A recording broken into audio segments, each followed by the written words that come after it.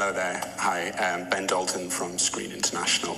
Congratulations to you all on the film. This is a question for Mr. Jarmusch.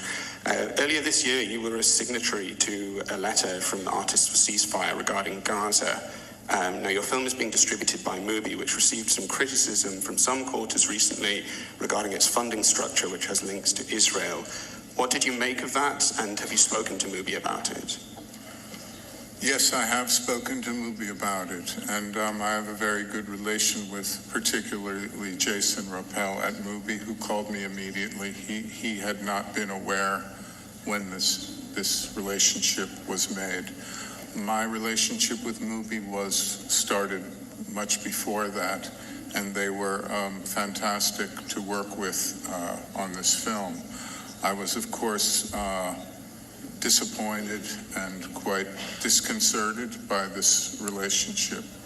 And I think really if you want to discuss it, you have to address Mubi about it. I'm not the spokesman. However, I was concerned.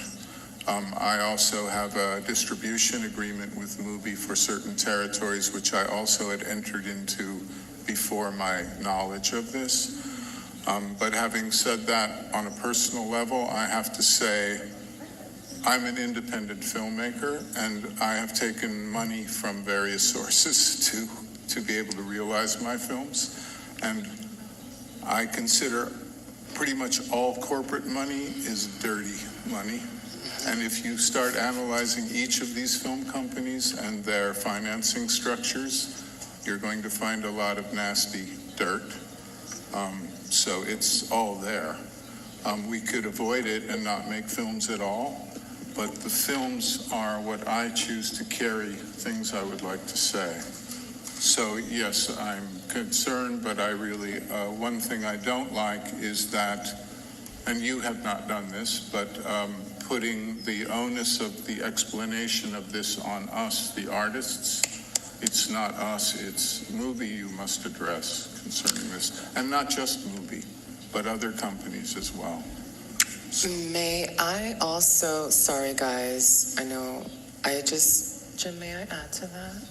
Sure, certainly. I think that since the genocide of Palestinians began,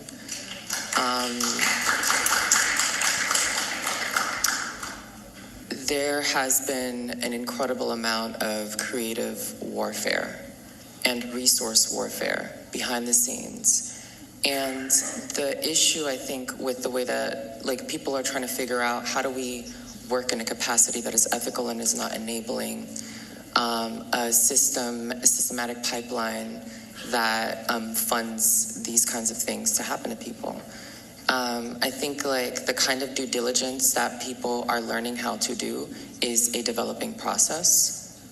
I think that these are not questions that we've ever had to ask before, especially as independent artists. And we're all trying to figure out how to navigate this, and survive. But one thing is for sure, if you were to ask me, India, why did you work here? Or India, why did you work there when this person is there or when that entity is behind this thing? Most likely, I didn't know. I also, the way that I feel about that question would be the same way I would answer what it feels like to live on Earth. We share the planet with a lot of people